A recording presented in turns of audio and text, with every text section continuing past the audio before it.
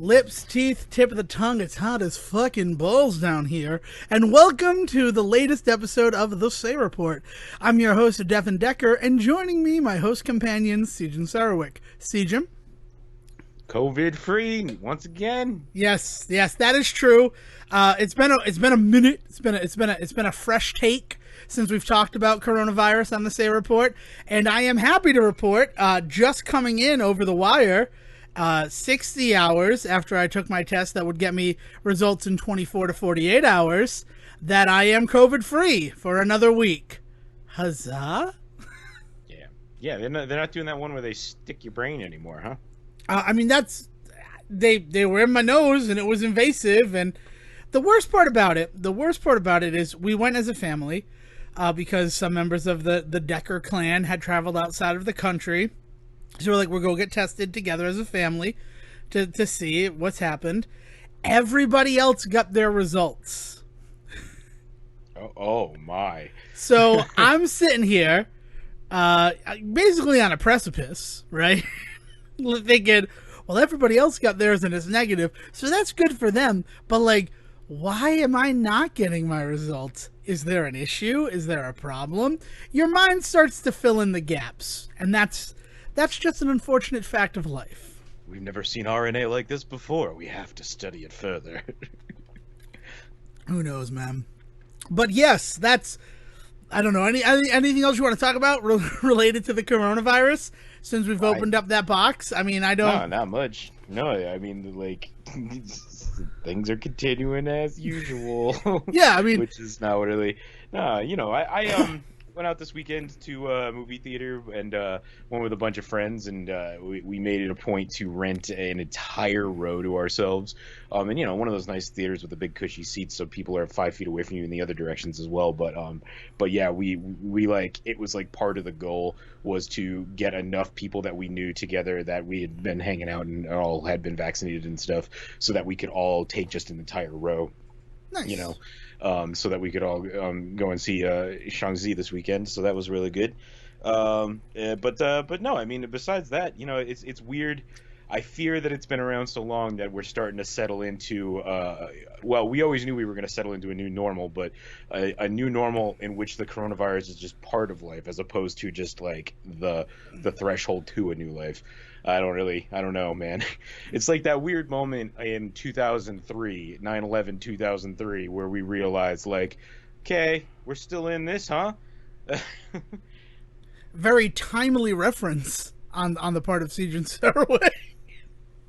Not to laugh at it, but it's been 20 years since September 11th, and that is, I don't know.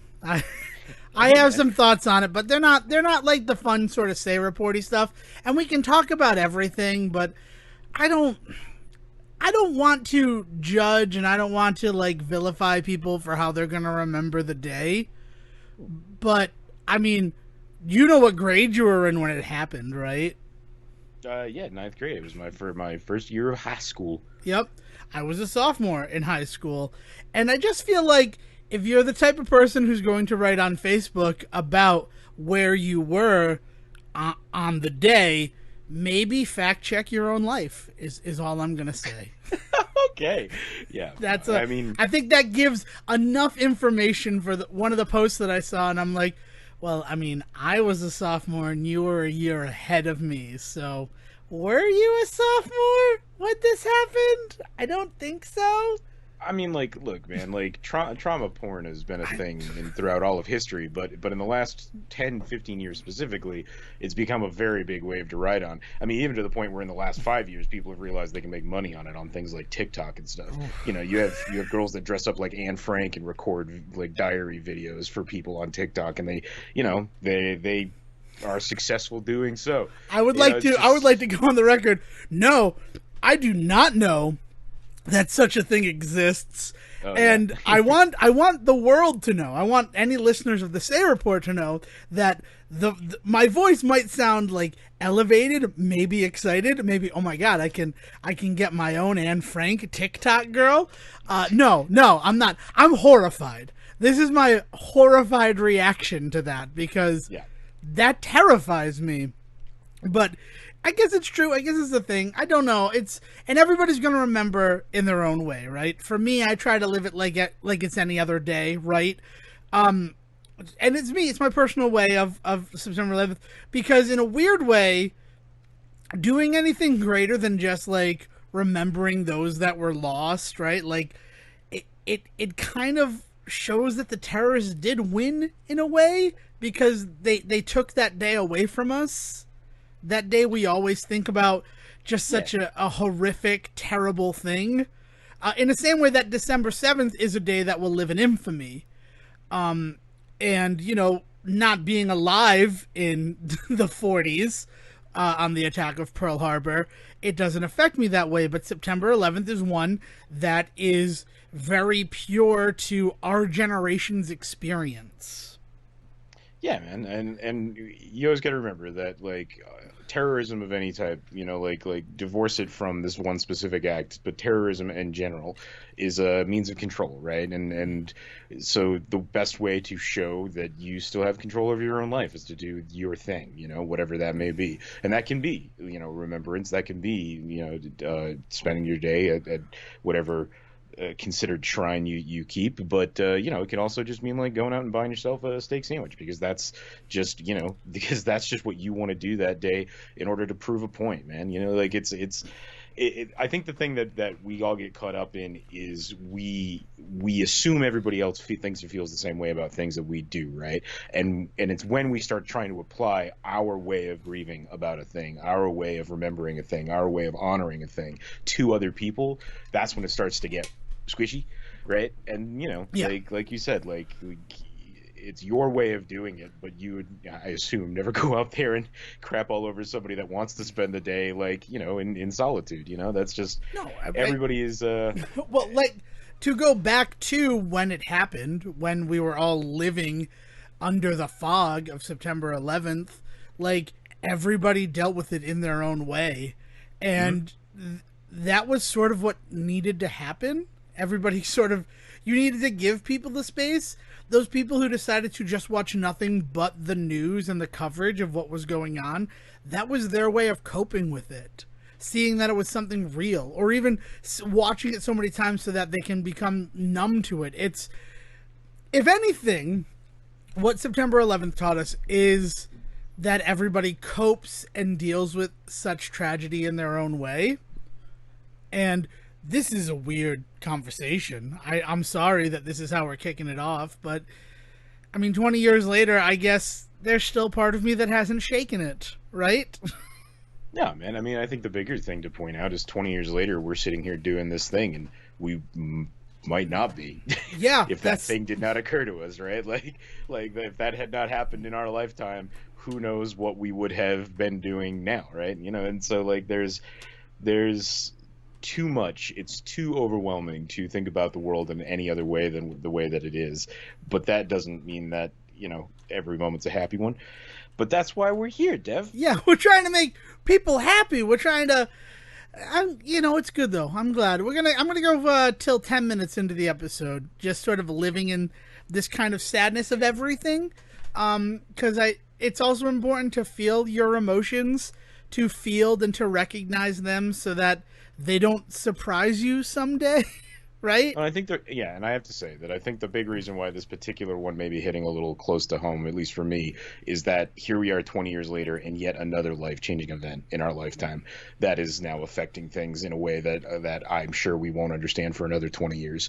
And I hope 20 years from now that in 2041 that we are not dealing with some huge life-altering, like, reality shift. Yeah, I mean, our generation, right, the DuckTales generation, we've dealt with a lot of reality shifting moments, and it sucks that a couple of them had to have been so tragic on such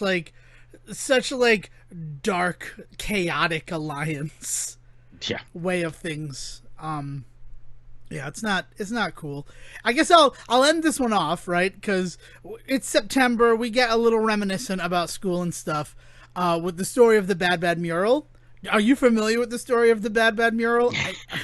No, of the no good, very bad mural. No, Bad Mural. And then when it's called Bad Bad Mural, because it was Operation Bad Bad Mural, is what we called our plot to rid Coventry High School of this mural that was a bit dense, I think is the best way to do it. People could not see the forest for the trees, is the best way to put it. Did you have capstones when you were in high school? Is that a thing that you had to do? Higher developed children than me did. Yeah, I know that eventually it was one of those things that they started implementing for like every senior. But when I was in high school, we didn't talk about it unless you were like AP level, taking all the tests type situation. Yeah. For us, capstone was, we had to participate in the science fair. Like that was part of the classes that you took. You would eventually have to do a science fair project. Just like you'd also have to do a history day project and a literary day presentation. Weird stuff at Coventry High School. Specifically that the literary day one could be a single person or a group of up to 5 students together. I don't. Ooh, what is that? we are the group that made William Shakespeare. It was an interesting thing. We won a state award because we did a poem about stormtroopers, and we wrote this ridiculous poem about stormtroopers. And Star Wars at the time, it was just coming back into focus. Like okay. Revenge of the Sith had just happened. Oh, yeah. No, I just wanted to clarify, though, that by stormtroopers you did mean Star Wars, because we did bring up Anne Frank in That's World true, War yeah. II, so no, but just... the plastic armor-clad troops did they from think the... it was about George... the troops from World War II, that maybe that's why you won the award? Well, no, because what it was 2 artists, like 2 guys who drew, and then it was 3 people who, like, were known for their writing. So those guys put together a beautiful rendition of a stormtrooper. Like they drew this stormtrooper that was, you would have think it stepped out of the movie. Like it was cardboard cutout accurate. That's how well they did it. And then within the stormtrooper, we wrote like the lines of the poem down from the head down to the toes. And like that was like what made a stormtrooper in Star Wars was sort of the thing. And they're like, this is ridiculous. This is so good. You put so much time and effort and like you clearly understand the source material. And it's just like, really, this was an easy project for us. Like, I don't even like Star Wars, and I'll take the A and thank you for the award, but you might not want to have me make a speech. But yeah, so those are the things. So capstone was kind of a new thing when we were there. And of those ones that were required, you had to do a history day, you had to do a literary day, you had to compete in the science fair. One year, at least one time in all of them, the capstone was completely optional. Like, it was a thing that you could do, but it'll look really good on your college application. Yeah. And you've never seen a small child laugh harder at a guidance counselor than when my guidance counselor told me it'll look good on my college application. Because I'm like, no, see, my college application is going to be about the fact that I'm already an adult, despite the high school trying to keep me down and inside of an educational bubble. I'm working 3 jobs. Trust me, I'm gonna look impressive on a college application. In spite of you. But one of the things, so one of these girls who, this is a girl who I found crying in the bathroom because she got salutatorian. She was not the valedictorian. High school sucks, man. High school fucking sucks. And I have more stories of the salutatorian girl, but they're not going to tell them, right? This is specifically about Bad Bad Mural and Operation Bad Bad Mural, because it's directly related to September 11th. What an interesting thing, Devon. How could a Bad Bad Mural be directly related to September 11th? So this girl decided, she was artistic as well, she liked to do art and all of this, that she was going to paint a mural on one of the walls of our school. And this mural it, as we were talking about, was going to highlight all of the major events that had happened in my graduating class's lifetime. So 18 years worth of history, all in this one mural. I'm ramping up to it because holy fuck, I can't believe that this is a thing that got approved, got painted, and as far as I know is still there to this day. I actually think I'm going to have to somehow visit my old high school to see if the mural is still there. Because, spoiler alert for Operation Bad Bad Mural, we were stopped at the 1 yard line. But the design concept was that it would be the two towers, so the World Trade Center, the two towers of the World Trade Center, and the events of note, of historical relevance, each of them would be placed into a window along the way. Wait, but first of all, how big was this mural? Secondly, is good size mural. If I had to guess, I'd say it was about a 6. I'm doing the math here. 3 yards by 3 yards section of the wall that they were allowed to paint. No, they weren't to scale, but it was very obvious that but to then paint in a window an event like that seems like a very tiny picture to me. No, they were. So, the cinder blocks that make up the walls of a school, right? Sure, yeah. So each one of those would be a window. So each of the buildings of the World Trade Center had 6 windows showing events. So everything had to be a little bit more abstract for the events, right? Yeah. Like they had to abstract things. Well, let me tell you what 4 of those were. Just the presidents. A cigar and a blue dress, right? Like, no, it was just, here's a picture of George Herbert Walker Bush. Here's a picture of Ron Reagan. Here's a picture of George Herbert Walker Bush. Here's a picture of Bill Clinton. Here's a picture of George W. Bush. So there's 4 of them. Cloning, the fact that they cloned the sheep was there. So it was 1 sheep, DNA strand, 2 sheep. Jesus. Pictographs, man. When future civilizations find your high school, they're going to truly understand what happened between 1986 and 2004. Giving out too much information. 4 old white dudes fucked the sheep. Jesus. So those are big ones because I haven't gotten to the part that is just, oh my god of it all, right? So in the center are the 2 towers of the World Trade Center, painted with historical events in them, some of which did not occur until after the events of 9/11. So right there, that seems like a little dense, like you're missing a point. But then flanked on the 2 sides of the towers are the Challenger, that space shuttle that blew up the year that all of us in the class of 2004 were born. Yeah. And then whatever the most recent shuttle that went up was, and that was a successful one, but it kind of looked like two planes flying into the Twin Towers. Oh no! With the presidents inside. Yeah. So this mural bothered me specifically because it was being painted in the hallway where my locker was. And one day I just showed up, and I'm not going to say that the school colors of yellow on the bottom, white on the top is flattering, right?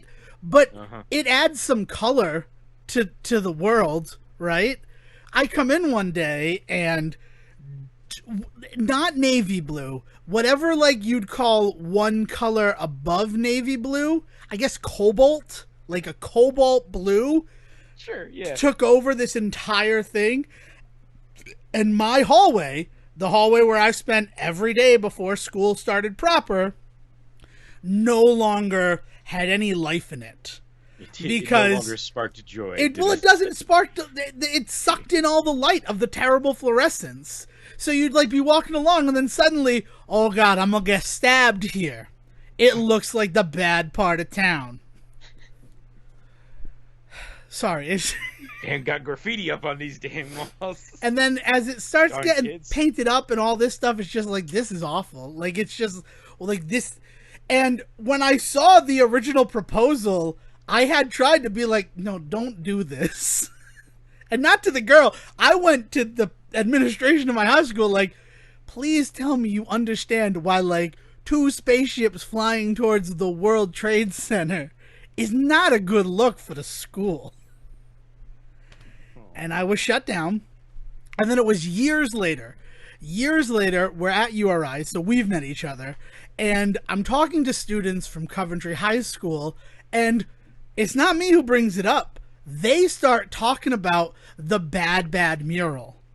And I'm like, wait, the bad mural? What mural is this? And they're like, oh, that one of the the 2 towers, the World Trade Center, that are about to get hit by one space shuttle that exploded and another space shuttle that didn't. You know, the one that has Bill Clinton in the window and Sauron on the top. But yeah. And I'm like, oh, God, that's still there? And they're like, oh, it's awful. Everybody mocks it and everybody makes fun of it. So then we started the plan to paint over the bad mural.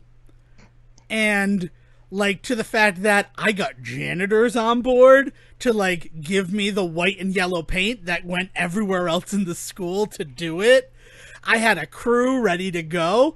And then the night of, when we were going to break into the school, we were stopped at the door. And, like, no, you can't do this. And I'm like, I feel like you're aware of it and you just want it to be done, but you don't want to sanction it. And it's like, Devon, please get out of here. Like, all right, fine.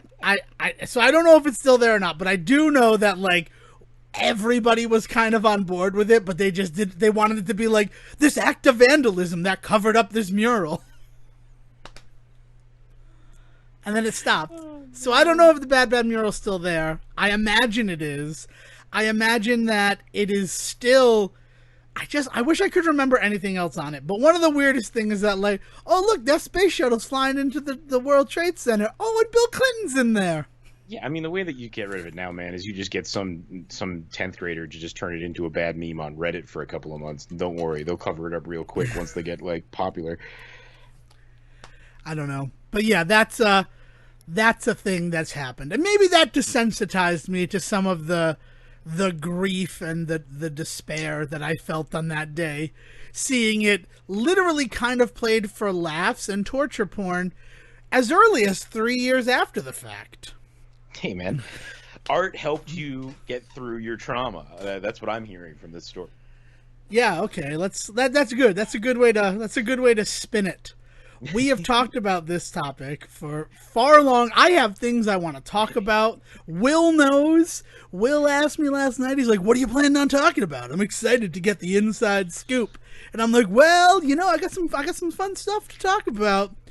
But we're going to spend 30 minutes talking about 9/11.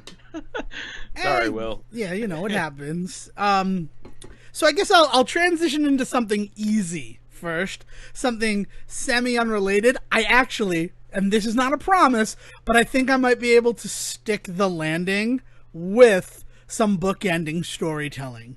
Okay. I don't know what Sejan's going to do in the middle, but all of this, trust me, there might be a payoff, ladies and gentlemen. Oh, man. Dunkaroo cereal, I finally got to try it. This is not the payoff. This is just to get us off of that other topic. Dunkaroo cereal, that's a weird cereal. Yes. You told me of it and you're like, it's like Cookie Crunch or Cookie Crisp. What the hell's Cookie Crunch? Sounds delicious. Crunch, but it's like Cookie Crisp if it was a bunch of rainbow sugar cookies instead of chocolate chip cookies. But what you failed to mention is the consistency and the fact that the Dunkaroo cereal pieces, before you introduce the milk to them, are like any other cereal pieces.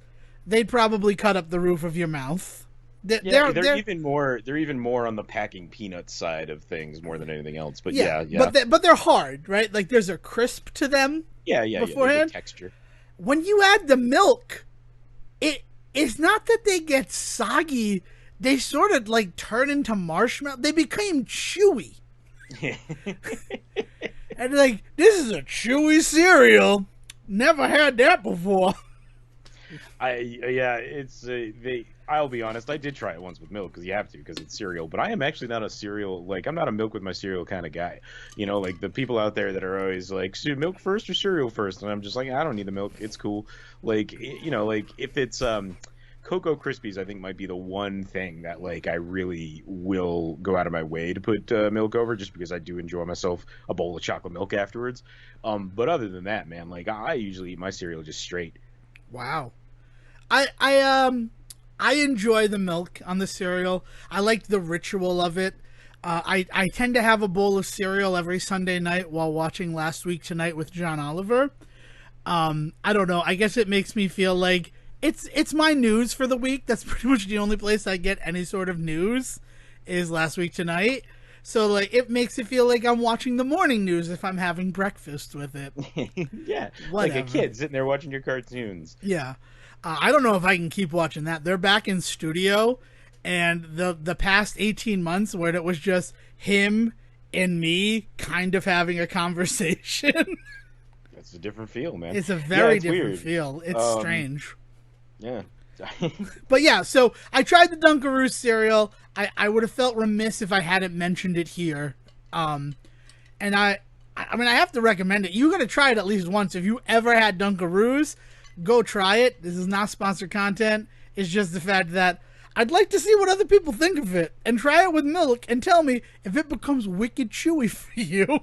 I also have to say that one of the other things that is a win for it. I'm not gonna say is makes it a good cereal, but is definitely puts a star in the pro column for me. Is that it is actually weird. Like these weird snack crazes nowadays, like that we're kind of getting into, and a lot of it is based on European and to be entirely honest, Japanese culture, where they just do all sorts of weird shit and they'll put it on the shelf for a bit just to see how it does. I.e. like weird Kit Kats and stuff, right? But that like trend that is starting to hit over here in the States, where they're just like, yeah, we can put some silly stuff out for a couple of months, and if it works, maybe it'll become mainline, but if it doesn't, that's okay. We did that weird thing, right? There's a lot of those out there that are just kind of just marketing bros, just like throwing something at a wall to see what sticks. So like my example of that is I just tried a mocha latte Dunkin' Donuts cereal after the Dunkaroo cereal, and all it was just Cocoa Puffs with espresso dusted marshmallows. That's all it was. And it was like nothing huge, and like that's not weird enough for me. Whereas the Dunkaroo cereal, like between the texture and also like the weird flavor and all that, it is just weird enough that it's worth the weird time with it, right? Yeah. The cereal I'm trying to find, and I haven't been able to yet, is Chocolate Caramel Crunch. Is a new Captain Crunch. We don't need new Captain Crunches, but No. it impresses me that we still are developing them. I didn't know we needed Oops All Berries until it came around, though, man. And man, them Oops All Berries. You know what I like doing? I like getting a box of Oops All Berries and a box of standard Captain Crunch and mixing them in a bowl. I know that I'm just making Captain Crunch with Crunch Berries, but I get to determine the ratio. I kind of feel like a cereal god. It's the same reason why I will go out of my way to buy one bag of double stuffed Oreos, one bag of regular Oreos, and now one bag of Oreo Thins, and I can get the exact right ratio of cream now, depending on my cookie combination. It all depends on what I'm in the mood for. I think the Oreo Thin may go down in history as one of the greatest snack innovations of the last 5 years. Especially the chocolate dipped ones. The second that they were like, okay, we've made this thin cookie so that you can feel better while you eat it, and then we covered it in chocolate, and you're just like, yeah. I also like that with the thin Oreos, the flavored cream is not like special. It's like we're always going to have mint thin Oreos because. Spoilers, we're trying to horn in on the business of the Girl Scouts of America. They've controlled the cookie industry for too long. We're taking it back, said Nabisco. And speaking of other new things to try, right, and hitting everything, the Detroit pizza came back to Pizza Hut. Oh. And this is... I know too much about the Detroit pizza at Pizza Hut. And the reason why is not because I did the research, but when it came back, and I had missed it last year because, pandemic, and they shut the nearest Pizza Hut to us, so I didn't have anywhere to get it. Where if it weren't a pandemic, I would have probably traveled to a Pizza Hut to try the Detroit pizza. Like I'm not above that. I'm not better than that. You don't have to defend yourself, man. Pizza Hut's not listening. But my mother, when I'm like, I really want to try this, it interests me. Like, have you ever been to Detroit? I know you've been to Michigan. We've been to Michigan together. Like, I don't know if it's truly a Detroit pizza thing. It's not. I mean, like, Detroit pizza is like Cincinnati chili, where they're just like, yeah, man, that Cincy chili that we put on spaghetti, and like 2 restaurants in the whole freaking city of Cincinnati actually do that, and everybody makes a huge deal about how it's like a local thing. So like Detroit pizza definitely does have roots in Detroit, but to say that like every pizza place in Detroit does pizza that way, unlike Chicago style or New York, like you go to New York, and if you go into a New York pizza joint, you're getting a hubcap. Like that is how they make pizza in New York, right? And the same goes for Chicago. You go and you go out and you get pizza in Chicago. You're like unless you're going, you're eating a cake. unless you go to a very specific type of pizza place, you're getting a deep dish pizza. That's just happening. Yes, that can be proven, because Will and I were like, let's try a bunch of different pizza, and it's like, all this pizza is the same. That is not the same as, but that is not the case in the Detroit pizza. All right, cool. Thank you. You've lived in that area, so if anybody would know more than me on this one subject, it'd be you. But my mother was looking it up, seeing if it's a real thing, and what she found is this is the fastest that Pizza Hut has introduced the product and then brought that product back ever in the history of Pizza Hut. So at that point, she's like, "Now I gotta try it." So we got one yesterday, and you know what it really tastes like? Have you tried the Detroit pizza from Pizza Hut, or do they not have Pizza Huts in Utah? Oh no, they've got Pizza Hut. Are you kidding me? They love fast food out here. Pizza Hut is definitely out here. Yes. Okay, I'm just making sure. I mean, the lunch buffet. I imagine if you've got a big family, that helps. Yeah. No, man. They love it's a fast food war out here every day. So Pizza Hut is present. Papa is out here. Domino's is out here. Like Marco's is the kind of like the like little brother. Little Caesars though is like kind of the big winner because they are everywhere. The $5 hot and ready can't be beat, because the easy part about that is when you're feeding a bunch of kids is you can just hand them $15 and go say walk down the street and pick up 3 pizzas. Yep, that makes sense. That checks out. But yeah, so we tried the pizza, and what it really tastes like is Rhode Island party pizza. Oh, party pizza is a very particular type of pizza. For anybody that is not aware, like party pizzas, man, I've had conversation where we have deemed that not pizza. I hate party pizza. It's one of those things where, like, as a kid, I'd go to an event and Mom's like, "There's going to be pizza there," and I'd be excited because I'm DuckTales generation. The Ninja Turtles revolutionized pizza in terms of marketing, right? We've discussed this before. Yeah, we've ignored the fact that there was an actual all-out pizza war at the end of the 80s, but the Turtles definitely were bred in the pizza wars. So. Yeah, I mean, the fact that the Ninja Turtles loved pizza, that wasn't in the comics. That was in the TV show that was designed to sell you toys. And believe it or not, it made kids only want to eat pizza. Yeah. So they'd be like, "There's going to be pizza there." And I'd be so excited that there's going to be pizza there. And then it's just bread with tomato sauce on top. And it's like, "Well, that's not pizza, Mom." And I would still allow myself to get excited every time. And every time. Bread. That's the thing, though. It's not even bread because it's wet bread. It's wet bread with it's wet bread with tomato paste on top of it. That is the closest thing. They do more to it, and you can get some that have cheese, you can get some that have pepperoni or olives if you want, but the mainstay is wet bread with tomato paste slathered on top as if it were sauce. Yeah. He described it. The same report's coming for you, Rhode Island party pizza. What? I also love that you call it party pizza, because in my family we always grew up calling it funeral pizza. Although that probably says something more about my family than it. I think that says more about East Providence. Let's be honest. If I could do the Godfather theme without us getting sued, I'd insert Godfather theme right here. I think that's the most that we can do without Mario Puzo coming for us. No, I'm pretty sure you could have done more because I don't know how close that was going to be to the Godfather theme. I don't want to sleep with no fishes. I'm no Luca Brasi. But yeah, so what it is, the and a funeral pizza. Yeah, well, so the funeral pizza. It's so the Pizza Hut stuff, it's their pan pizza crust put into a rectangle, and then cheese and the toppings are put on, and then they lather what's basically thicker breadstick sauce on top of it. And it's lathered. It's so much on there to the point that my mother, who grew up with, let's call it funeral pizza, so Sejan's comfortable, took a knife and scraped all the sauce off. She's like, this would be great if it wasn't for the sauce. So your mom just wanted some of that wet bread. She wanted that wet bread, but with cheese and pepperoni on it.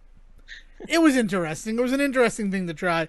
But in terms of trying new things because marketing tells us to, the Dunkaroos and Detroit pizza from Pizza Hut, two big winners. I'm so happy that you've introduced this conversation about the insanity of food marketing right now, because something has been eating at me for 2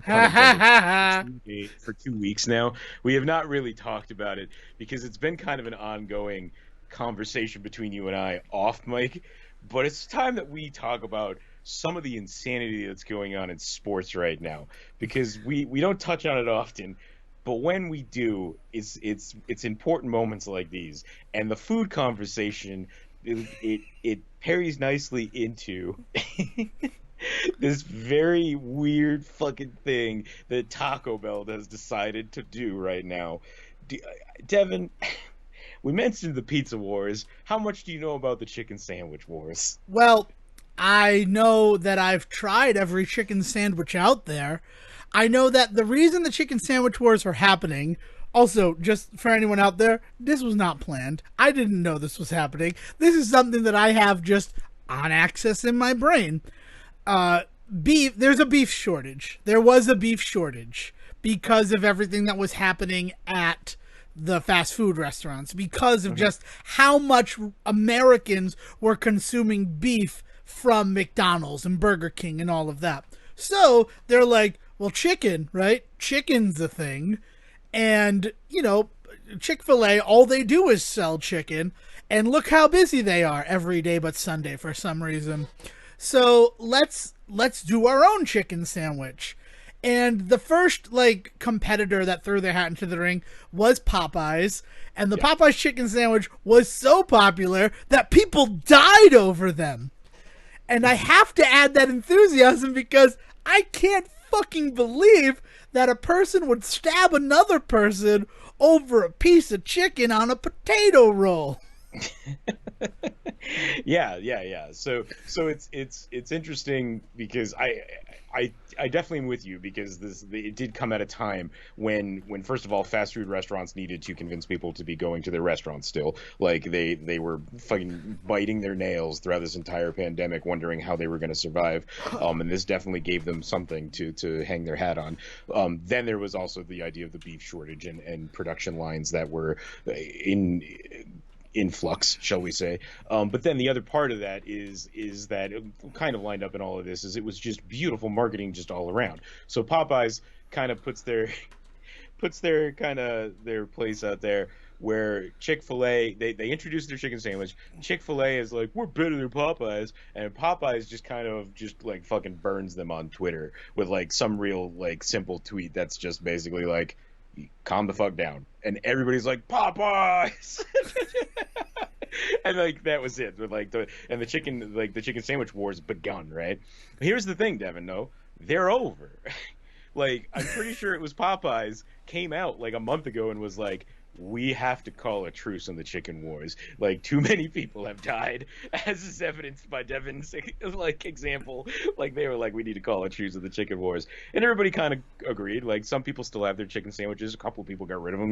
It is what it is. The thing is that in true slacker stoner fashion, Taco Bell walked in the room like, "Hey, bros, heard y'all were having a chicken fight." And they introduced the chicken sandwich taco. And the question being, is it a taco or is it a sandwich? Who gives a shit, Taco Bell? It's a taco because you got to think outside the bun, and sandwiches come on buns. You cannot change the doctrination.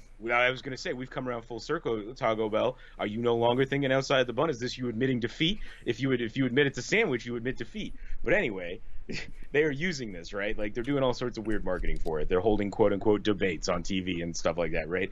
But the craziest thing that they have done, and this is the thing that made me realize that, like, we are mistreating student athletes from college athletes down, is they actually went out and put together 2 basketball teams. They put out a basketball team for sandwich and a basketball team for taco and pit them against each other and put it on TV.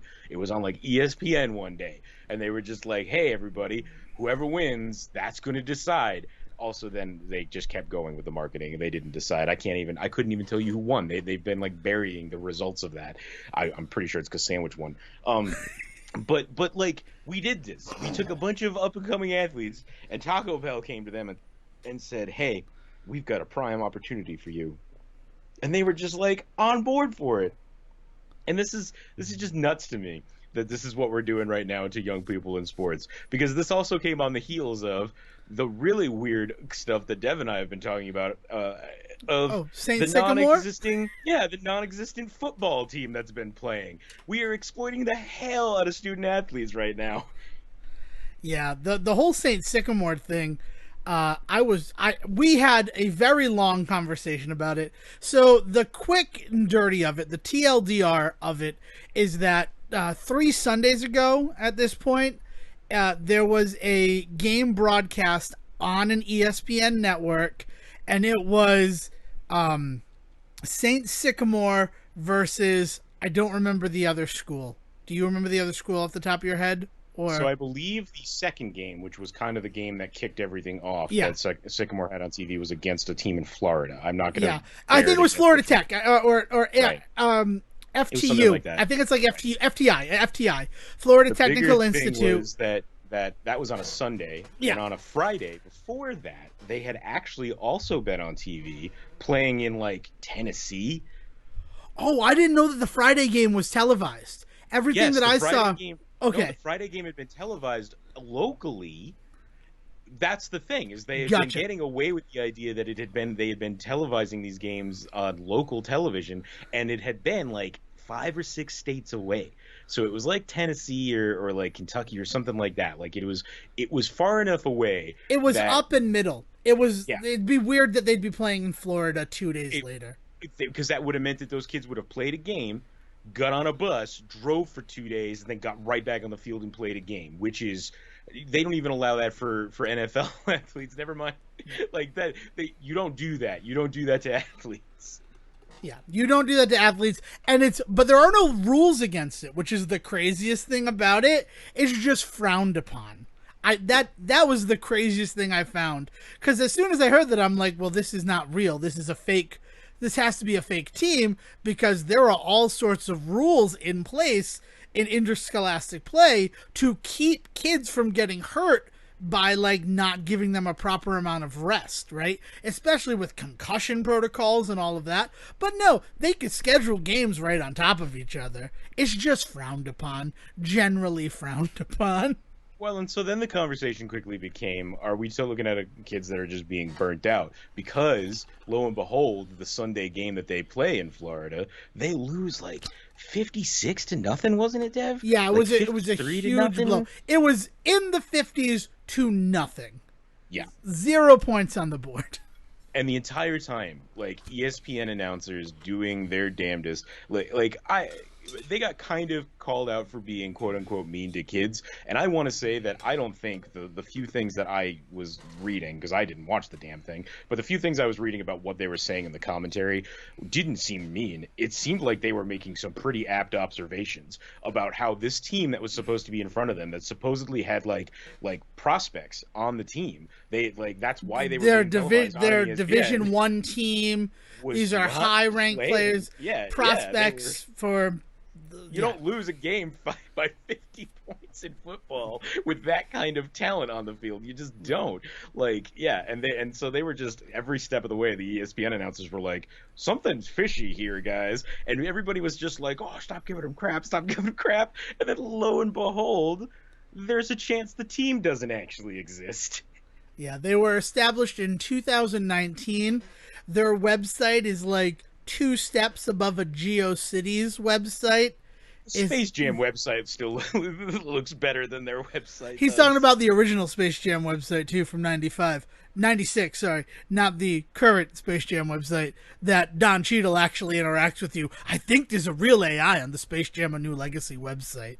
It scares me. For us to explore in a different episode. I'll have to go check that out. But yeah, it's one of those situations. So this the whole Saint Sycamore. First of all, there is no Saint Sycamore, so that's a weird thing to name your school after.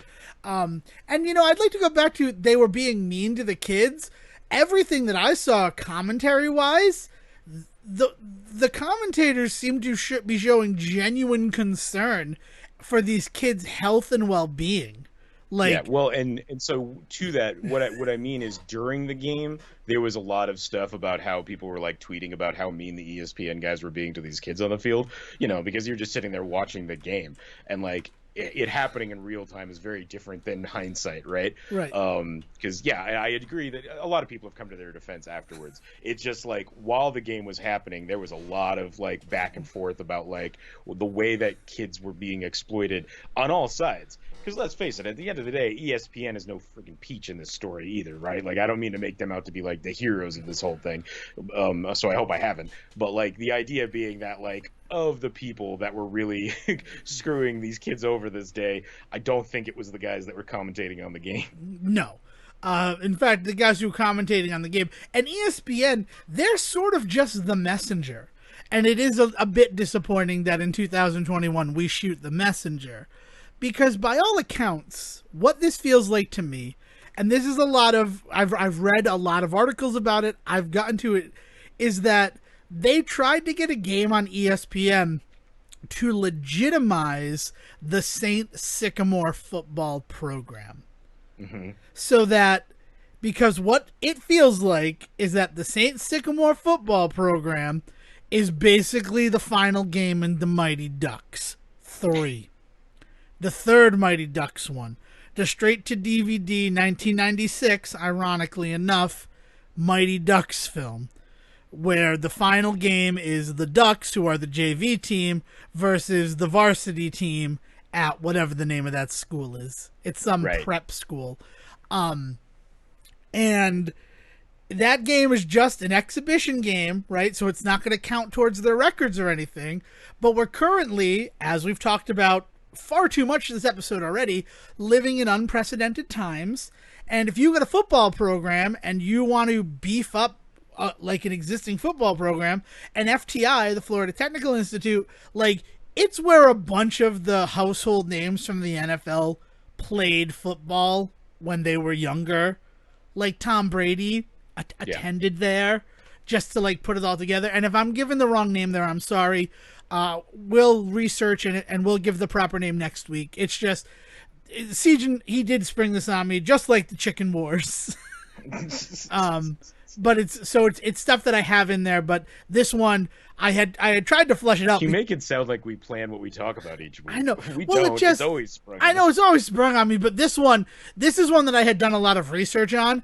And the closer I got to something that resembled the truth, the dirtier I kind of felt about the whole goings on related to Saint Sycamore.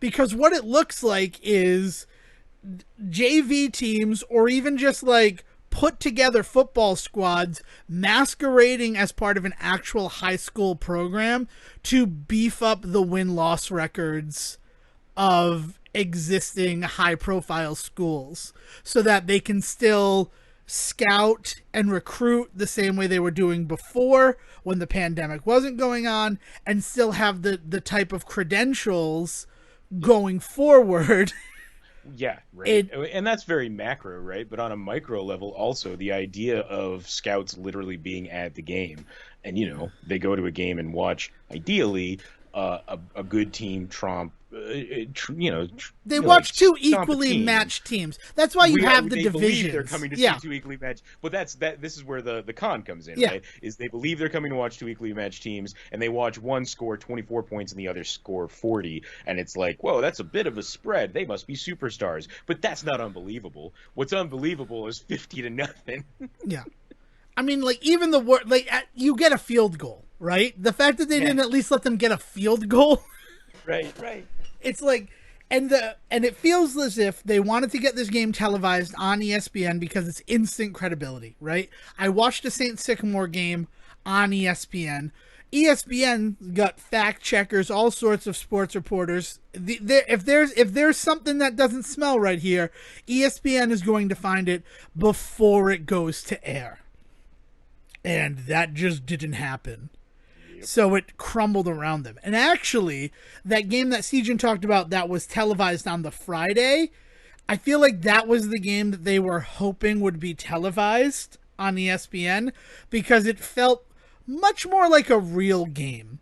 St. Sycamore was still defeated routinely. They still lost the game, so the other team looks like the heroes, but it looked more like an actual high school game of football. And not something that might have nefarious ends going on within it. Look, guys, if you're going to do sports for entertainment, like even the Harlem Globetrotters lose to the Washington Generals once a season just to make it look good. You know what I mean? Like learn from the best. Yeah, it's a good point. And the thing is, if you're going to do sports for entertainment, it needs to be sports for entertainment. You can't be trying to masquerade. The Harlem Globetrotters are never going to play in the NBA championships, right? No. And if the Harlem Globetrotters were to play against literally the worst team in the NBA right now, it'd probably still be a bit of a struggle for them. Yeah. Like it's good ball players on there. They all understand the fundamentals and they know how to do the tricks and everything.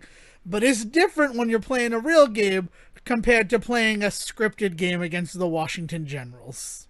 Right. Yeah. No, exactly. But like, there's, it's just really. So then the question becomes, right, to kind of bring it back to the weird food conversation we were having, where like Taco Bell comes in and the entire thing is just one big giant advertisement for them. But we all know that going in. Is that a more suitable use of this talent than what we are seeing on actual ESPN? It's weird. It's a weird time for sports because COVID has made everything weird. Yeah, it truly has. And in response to the chicken sandwich taco, Sejan knows because I told him before we started, but my plans for dinner, they got derailed, so I ended up going to Taco Bell. And my mother, when she saw the chicken sandwich taco, because she went for the ride with me, was like, I'm going to try one. And she really enjoyed it.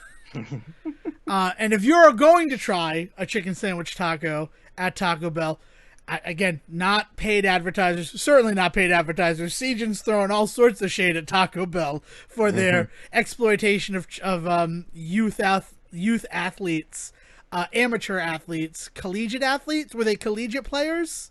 On these teams, I don't believe that they were at the collegiate level. I'm pretty sure that it was like high school superstar level. Well, we've thrown some shade at it, right? So know that this isn't it. This is just a life hack because a lot of the people who have tried the chicken sandwich taco have responded to me. It's so expensive at $3.50 for essentially a chicken tender wrapped in a soft bread with a little bit of sauce, and is like, well, yeah, that's why if you buy it online. Is $1.50, and like that makes sense. Is about $1.50 worth of food.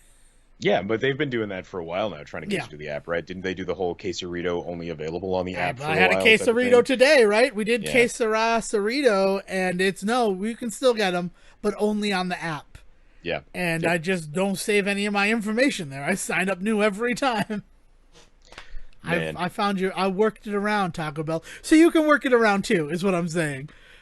So try one if you've prescribed, and subscribed to the chicken wars going on in all of the fast food places. Do you think Taco Bell's like mad that they blew their whole like chicken like taco thing like 2 years ago? They could have introduced that as part of the chicken sandwich wars, where the chicken is the shell. The naked chicken chalupa.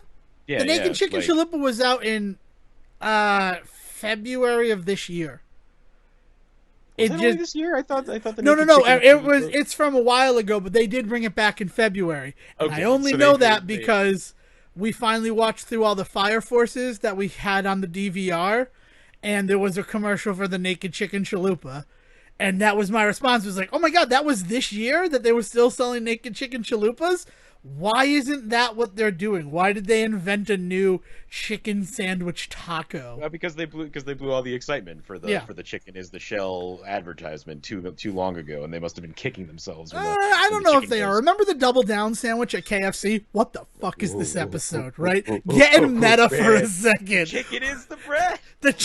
Just They what? literally took a 30 Rock beam and turned it into an actual sandwich. Yeah, and that was that Double Down. That was 2 boneless breasts of chicken. We should have known, though. We should have known when they introduced that it was only going to be a matter of time before they made a chicken heating video game console. Yeah, I want one still. I'm not gonna A lie. dating sim for the Colonel, or a 20-minute love story for Lifetime, starring the chicken man himself, Colonel Sanders, played by Mario Lopez. Right? Wasn't that who it was? Yep, that's dude. As soon as they got into Crisis second on the that they did that, Infinite, I can't. What Coops? Crisis on Infinite Coops, where Colonel Sanders was played by various well-known, respected, and award-winning actors. We should have been like, we got to keep an eye on KFC. Something is not right over there. I think their parents are getting a divorce. Yeah, somebody in their marketing department is not being watched. they're just like, we're free. Yeah, the Double Down. That was met with nothing but ridicule in terms of like, I think it was a 1,500 calorie sandwich. Oh yeah, no, Like, it was because it was a heart attack and a rapper. So you're gonna hold 2 boneless chicken breasts, and then in between that is 2 pieces of cheese and bacon. Well, then the fucking killer is that if you really got it fresh, the sandwich was the killer, CJ. Well, yeah, but like if you got it fresh, you also couldn't hold the friggin' thing because that was 2 boneless chicken wings that had just come out of the fryer later. And then what they ended up doing outside of America, which really just shows international ingenuity, is we're still going to serve the death sandwich, but we're going to put it on a bun. And it's like, so you've made it worse. You've made it worse. It's now completely inedible because it's bigger than any man can unhinge their jaw. On top of that, you've added another 800 calories with your buttery biscuit buns. Hey, you want to eat a 2,300 calorie sandwich? Fuck, I'll get 2. What the? Oh, man. I don't want to live today. That's why KFC. That's the thing is in this entire whole chicken war conversation, right? In the fast food nonsense, is like KFC isn't like a league of their own. You leave them out of the chicken war conversation because they're basically having like their own little like civil war with themselves off in the corner while the rest of us are having the big one. Jeez, I mean their chicken sandwich. It was weird because it tastes like the fake chicken, right? Have you heard that? You've heard. I'm sure you've heard. And if you haven't, I don't know how. The suburban legend about Animal 11. Wait, you mean like the chicken in a jar that they grow, like that is all just breast and thigh? Yeah. Yeah, I mean that rumor's been around since I was in elementary school, man. Like I remember we were talking about ever since they cloned Dolly the sheep. Funny enough. Back the cloned sheep was the idea that now they're going to grow those chickens in a jar for they actually do that in Russia. But anyway, that's a different conversation. No, I mean I'm fairly certain. I believe that there's a reason why it's called KFC and not Kentucky Fried Chicken anymore. Legally, we can't make that C chicken. Can't call it chicken. Yeah, that was always the joke. Yes. Yeah, the joke or the truth. The joke that precludes the truth. I don't know. Their chicken sandwich tastes like every other piece of chicken on the menu. And that's unsettling. It's deeply unsettling. That like, chicken has a flavor, but all of this chicken tastes the same. White or dark meat. Coming from the same chicken. Ah! Oh my god. The golden goose from Jack and the Beanstalk, only it's a chicken and it just regrows its legs every time they're removed. All right, we're gonna get into some really gross, like terrified myself. Let's move away from that. So I found it, Siegen. I did it. I feel like a hero. I feel like I'm on the bandwagon, and I'm pretty okay with that, being on the bandwagon. I found a roguelike game that kind of works for me. Yeah, all right, man. Which one? What are you into? It's Hades. Yeah, well, of course it's freaking Hades, man. Excellent. I'm very glad. But yeah, Supergiant's Hades is one to come in on for sure. It is. Well, you know what the issue is? I've realized what the issue is for me. The issue is every other one that I've tried, so Binding of Isaac, Dead Cells, I'm sure that there are a couple of other ones. Oh, Gungeon, Enter the Gungeon. Those are the big three that I've given some time to. Mm-hmm. There's an exploration aspect to it that I do not enjoy. Okay. I don't enjoy the exploration aspect where, like, oh, you can go left or right, and if you go right, maybe you'll find the end of the level. If not, maybe you'll have to run back, and all of the rooms will repopulate with stronger enemies, and your ability to find rewards will be upped or whatever, right? Hades don't do that. Hades does not do that. The map changes every time, so that, like, sometimes it's going to be 4 rooms from the start of a floor to the boss. Sometimes it's going to be 15, and I'm okay with that, because if I have 2 doors, I pick the left door or the right door, and then I just got to live with that choice. Because the door shuts. The door shuts behind you. I can't go back and try to, like, oh, let's see what's this way. So it's not exploration so much as, oh, do I want money or do I want a reward from one of the gods? I will definitely say it. No, I will definitely say that it is a big part of the other one that I've been playing a lot of that I've mentioned before is Undermine. But Binding of Isaac, Undermine, like the ways in which you uncover the map of the level, and then you have to decide, is it worth uncovering the whole map? Is it worth going back? Because you might find the exit 2 rooms in and realize, well, there's still a lot more I could explore here. That is part of the math for sure. And so if that's not your jam, I can definitely see why that wouldn't work. But it's really interesting to me that you're not feeling that way in Hades. No, and I think about I think I touched on it a little bit with the Streets of Rage DLC, the Mr. X Nightmare, where they added a survival mode, and that survival mode is excellent. It is completely rejuvenated Streets of Rage 4 for me, because like I had done kind of everything that I cared to do in the game. Like I'm not gonna be one of these guys who's out there trying to full combo the levels, which, like, you know what that is? Do you know what it means to full combo a level? I imagine that you mean like S plus tiering the entire thing. So it's more than S plus tiering the entire thing. It is literally getting through the level without taking any damage, right? So that your combo is never broken by taking damage, but also making sure that you are defeating enemies in a way that your combo meter doesn't deplete during, like, screen transitions and the like. So you're actually, like, going out of your way to just continue it. Like, I watched a guy full combo the 6th level, which is like one of the longer levels in the game. In the end, he got hit by the final boss, and before he got hit by the final boss, he had a 1023 hit combo going. Man.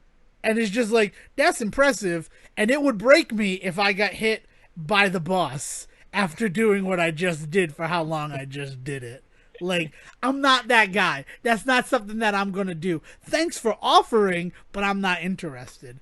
But then they come up with the Mr. X Nightmare, and it's very similar to Hades, except in the fact that there's a weekly, so every week it generates 40 rooms in order, and that will be the same no matter what you do, right? Okay, yeah. Or you can just do it random. And the thing is, you get the room, you fight the guys on that level, and then at the end of it, you're offered 2 rewards, right? And it might be like, your punches will do more damage, or you can't heal yourself with food anymore, but the damage you get is returned back to you like you're some sort of hit vampire. Yeah, guys that are really big into the streaming for these types of games will trade seeds back and forth that kind of generate the same idea. Like you can input specifically the Binding of Isaac and Undermine. I'm not too sure about Dead Cells. I'd be surprised if they didn't though allow you to put in seeds so that you can play the same thing over and over again. So guys will like track their seeds, but that stuff is so obscured from like the average player that it's clearly not meant to be part of the intended experience, shall I say? Yeah, I get that. Yeah, because there are seeds, like the randomizers of Link to the Past, there were seeds. That's how I was able to do the races, right? So that everybody was playing the same randomized set of items in the game. Because otherwise it'd be like, oh, look at that. I got the Triforce in the first treasure chest. I win. Sorry, guy. Fuck you, guy. Yeah. But yeah, it's one of those situations. So I know that exists. I know it's a thing, but it never really clicked with me in those games where like the question is not just getting through it, it's exploring everything. Because if you don't explore everything, you might not get the weapon that will allow you to get further into the game. It just never clicked for me. Like I'd have fun for a while, but then eventually I'd be like, I don't feel like I'm making any progress here. Yeah. Because of just how different everything is. Mm-hmm. And I'm a big fan of like the repetition sort of teaching me something. So then when you get to something like Hades, where the chambers are all different and like it's different types of enemies together, different rewards and different orders, it really works for me. I've tried to get out 20 times and I'm always ready to jump in again. Like, I have to be the type of person who says, this is my last run, or I will just keep playing it. Are there any kind of definitive builds that you're going in with? Like, any specific, like, blessings and stuff like that you're going for, usually? Currently, so there's, like, the mirror that can unlock upgrades for you, and I just unlocked more casts of magic, because you just start out with one cast. So now that I can cast magic 3 times, magic is something that I actually care about, whereas before I would avoid it like anything. So every time I've come across Zeus, if he'll give me the thing that allows me to cast chain lightning, I'm gonna choose that one, because it's doing damage while I'm doing melee fighting up front. I haven't found a weapon that I like yet.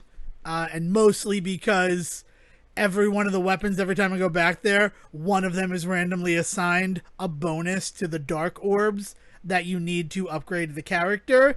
So, like, I'm just going to pick that weapon because I want dark orbs. And it's fun because it also varies it up. It's not like Dark Souls, right? Because it kind of feels very Dark Souls-esque in the terms of I die, but I learned a little bit more about the area. So when I get there again, I gotta break your heart, Dev. Dark Souls is a roguelike. It's not a randomized roguelike, but it is a roguelike. Well, I've never thought of it like that. I've thought of it as a Souls game. I know. And those came to me like on their own. It didn't come to me from this game is popular. I had a friend who liked it and said you should try this, and it really it felt like old video games, right? Where I'm gonna play Mega Man until I beat the boss. And now I have this weapon, and I'm going to fight bosses until I find the boss that's weak against it. Yeah, it doesn't have the randomized aspect of it that really seems to define the indie roguelike right nowadays, but there is definitely elements to it, the idea of you get a little bit further each time, then you die, then you go again, then you die, like, and then you learn a little bit and you die.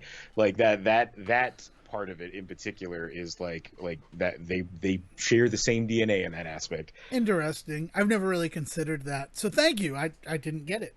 But yeah, no, Hades works for me, but I do like where in Dark Souls I have the Black Knight Great Axe, and that's a fantastic weapon, right? That's all I used in my first run through of Dark Souls once I got it.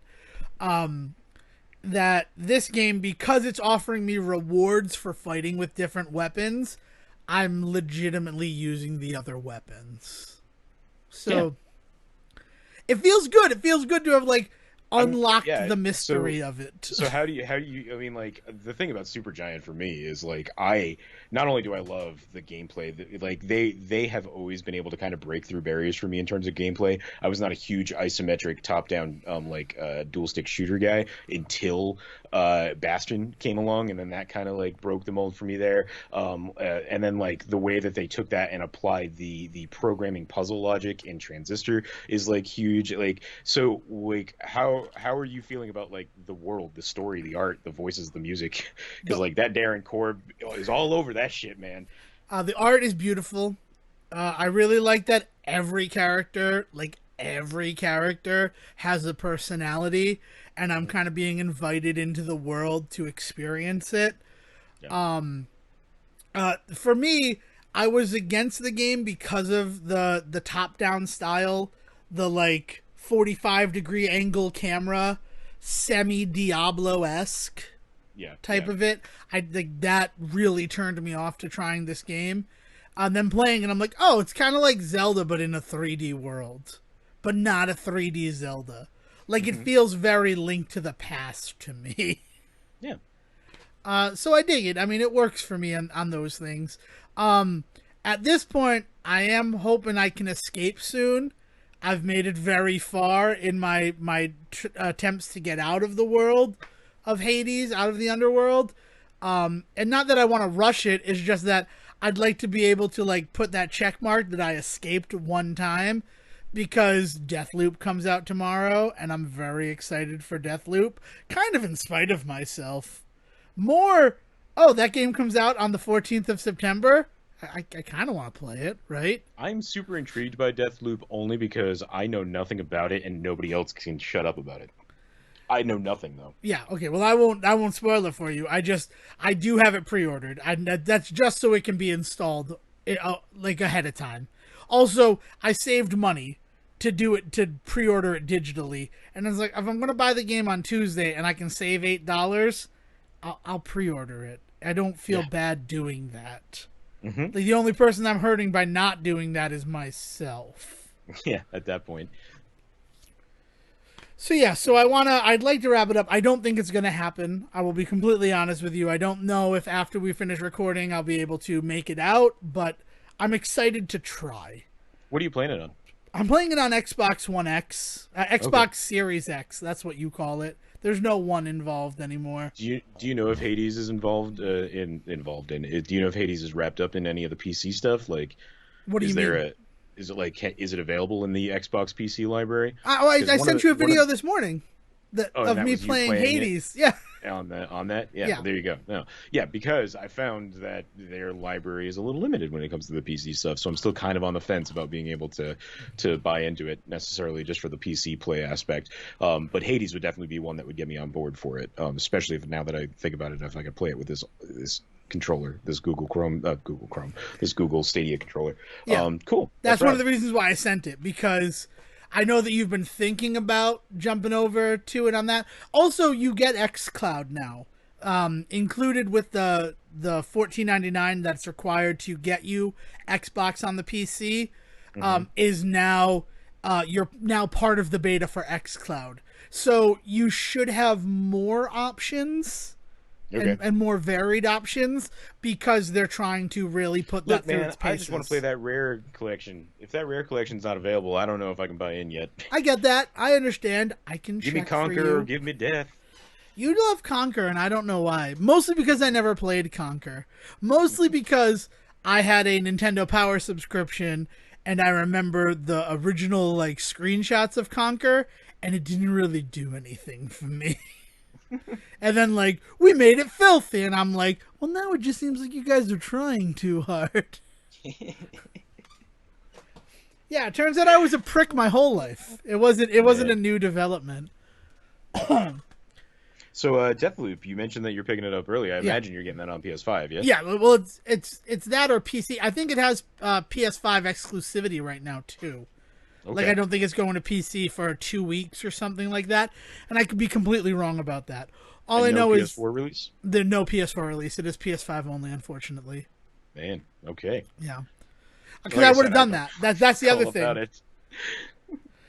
Yeah, knowing nothing about it, that's cool. I think it'll be exciting, and I'm probably gonna play it and hate it. I don't doubt that, based on this stuff.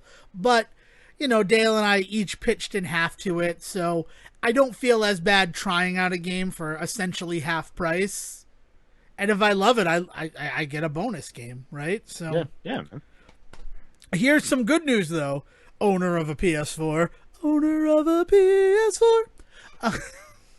I don't know what that was. I mean, I know what it was. It was owner of a Lonely Heart. But Spider-Man is probably going to be coming to the Avengers game in October or early November. I don't know if you saw this reveal that they did, like, at 6 o'clock yesterday. 6 o'clock yesterday night? No. 6, so they released their timeline for the rest of the Avengers game in 2021 and confirmed that the War for Wakanda expansion was so successful that it is going to get another year worth of content going into 2022. Cool. So that's exciting news for me. But more exciting news is the next thing that's scheduled to happen is Spider-Man as a playable character. Now, that's only on PlayStation system. It's only on the PlayStation 4 and PlayStation 5, which was one of the big issues with the whole Avengers game when it started, because if I buy it on PC, I'm inherently getting less game. Yeah. And you are. I think the other crazy ass thing to me is that the PC was included in all of that mess, because very traditionally PC is usually not involved in those console war conversations, right?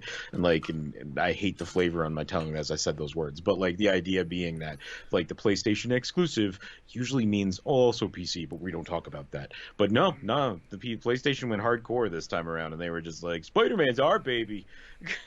We own him. We are Sony. Yeah. Come buy us, Disney. That's the only way you're going to get him. We're not going to lend that any credibility. The rumors that Disney is trying to buy Sony again. I can't have those conversations again yet. Once there's more. But the reason I say that it's probably happening sometime in October, if not early November, is the next thing scheduled after Spider-Man is a Hawkeye the television series tie-in event on the Avengers game. Oh, that's pretty rad. So I imagine that's going to be in the December season, right? Well, we just got the information today that Hawkeye premieres on November 24th, otherwise known as Thanksgiving Eve. So either they're going to wait until the end of the series to have the tie-in event, so probably in December, or they're going to hit at the same time. And it's kind of hard to figure out, because the only other thing that we've seen that was able to tie into the Avengers game was Black Widow. And the suit from the movie Black Widow released in-game the same week as they gotta the mean movie more release. Than just a suit, though, right? They've got to mean more than that. I mean, there will definitely be a suit. I think that there will be a Clint Barton in the show, but the suit. Yeah, but like suit has to be bare minimum. Yes. Well, I think it'll probably be like the Red Room Takeover, which is an interesting thing because that Red Room Takeover was clearly like coded and just set to happen the original release date of Black Widow in 2021 before it got shifted again to July, because randomly there was a Red Room Takeover event in May that felt like it came from nowhere, and it cut off a week before it was supposed to. So they're like, oh damn, we weren't watching the servers, we forgot. And then it also rolled out right when the Black Widow film came out in theaters and on Disney Plus. Based on that and the way that it works, November 25th is probably when that tie-in event is going to start, because they start things on Thursdays. It would make sense then, because they could have a big Black Friday sale on the game, even if it's digitally, like buy the game digitally and you'll get something extra with it. Yeah, for sure. Yeah, or Cyber Monday. Yeah. It feels like it's probably going to come out right along the show. So since they've said Spider-Man is happening before that releases, and again, I'm getting my hopes up. It could get delayed, as we've seen countless things get delayed with the Avengers game. But the actual factual confirmation that Spider-Man is coming, and he's coming in 2021, is pretty cool. And I feel like they'd want to do it before the No Way Home comes out. Because there's no way that it's going to be related to No Way Home. Yeah, yeah. But it's going to be the kind of thing that happens, gets people excited for Spider-Man, so that, like, I want to go see No Way Home. I want to go spend time with that Spider-Man. Yeah, I'm actually much more interested in the Spider-Man 2 stuff that's come out and some of the reveals there. I am very curious. It seems like they're hinting towards Venom being not just in the game, but playable. So have you played the first Spider-Man or Miles Morales to completion?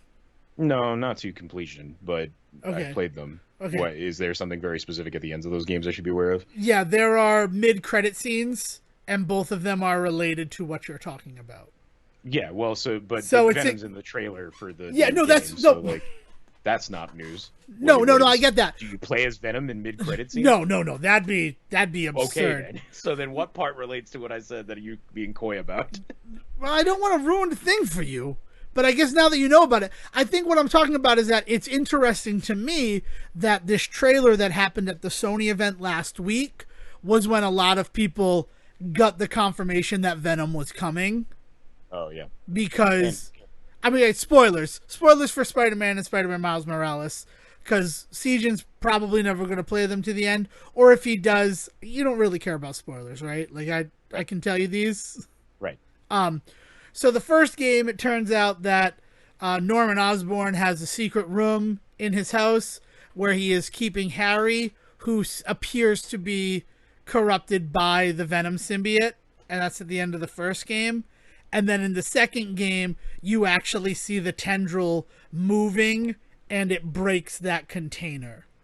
So it's been heavily hinted that Venom was coming, and there's going to be Harry Osborn in this game universe. And him and Peter were never aggressors towards each other. Like, there are a lot of missions where you're doing favors for Harry because he's not around. Yeah. So it wouldn't surprise me if Venom and Spider-Man were on better terms. Well, and even if they're not on better terms, I think that the bigger thing is also, I mean, if we're saying spoiler alert for the games, we should say spoiler alert for the preview that came out. But the Kraven, the hunter, like, reveal of him doing the voiceover and him coming and being like, you know, are any of you going to be a match for me? And, like, you see Miles and you see Peter, but then you hear Venom, like, I have obviously, if Kraven shows up, Venom is going to be with them, right? Like, so I think the idea being that they introduced Peter, and they introduced Peter, and then and let you play as him, and then they introduce Miles. Then they give you Miles to play as, and they've introduced Venom. So now they're going to bring in Venom to play as. I think it works that they just kind of keep adding new Spider Bros to play as. I'm a little bummed that it's not Ghost Spider in the second game, but I mean, Gwen Stacy has not shown up yet at all. So it would kind of feel like it came from nowhere. But they have laid that foundational work. And it was still exciting to, like, yes, we are. Like, oh, shit, he's going to be Venom. Like, all this groundwork. Really good, I mean, and considering what they've done with both Miles and Spidey, like if they can do a really well, like, thought out, playable Venom story, that's awesome. Like, that's like, what a great, like, video game character. I mean, like, we're talking, like, you can have, like, elements of Prototype in there, elements of Spider-Man, elements of like there's all sorts of crazy shit you could do once you introduce the symbiote. I mean, the Infamous games, like, it could be the spiritual successor to those, especially since it's Insomniac with the being good, being evil of it, because they're never going to make Spider-Man evil, but, you know, Venom, he's an anti-hero, Dad. That means he kills sometimes. Oh, man. Speaking of anti-heroes, and the Wolverine game, which, like, also shows, we're just kind of putting it all out there. We're Insomniac. Yeah, Yeah, I'd be very excited to see what they do with that too. There's been a lot of talk about when they place it. I guess there's been some speculation that it's in some of his more violent like pre Xavier days, I guess would be the way to put it, which means that it could be a lot bloodier and a lot more brutal than a lot of people maybe might realize. There's a beautiful Easter egg to Wolverine's first appearance, and I'm upset that it's not Spring, because if so, he'd be staring at me instead of wife beater Hugh Jackman. And when he fought the Hulk, like apparently there are small Easter eggs to it in that trailer, which is what is inspiring people to believe it's pre-X-Men for him. Yeah. Which would be awesome. And if you could fight the Hulk and Wendigo and do that whole thing, like that's been done so many times in X-Men video games that it feels like one of those things that, like, if you're making a Wolverine video game, this is where you touch on. This is where you start. And also the beauty of doing a Wolverine video game is you can kind of make it like Assassin's Creed, where maybe Charles is in Cerebro looking... Cerebro. I said it and it felt weird. like, hey, what's up? I'm Cerebro. You just grab yourself a cup, man, and fill it. We got 4 kegs. All sorts of food, man. It's just a bacchanal. But apologies for Cerebro. New characters, always fun. Where it's Charles going through his memories and you getting to live different events in his life. Which that'd be completely fine with me. Yeah, man. Like, now that you had me with Assassin's Creed Wolverine. I mean, like, that is, man, yeah, that would be actually a blast, because he could still do some terrible things and have it just be with like, no, you have to go through with this. This is how it happened, and him being like, oh, I'm not that person anymore. Yeah, man, I love this. Like, let's do it. Yeah, right. I mean, again, I don't know really play the Assassin's Creed stuff, but the fact that Wolverine was born in the 1800s, like, that's a lot of life that they could cover depending on how they do the story. Wolverine Valhalla, yeah, man, I'm down. Wolverine in World War II, right? We can try to peel off some of the COD players. That stands for Call of Duty. It's not some sort of James Pond game that everybody's playing. I just recently found that out. All right, we got to talk about something because we talked about it on the show, and I'm weirdly sad about it. Okay. He said in words. The Republic of Sarah has been canceled on the CW after 13 episodes.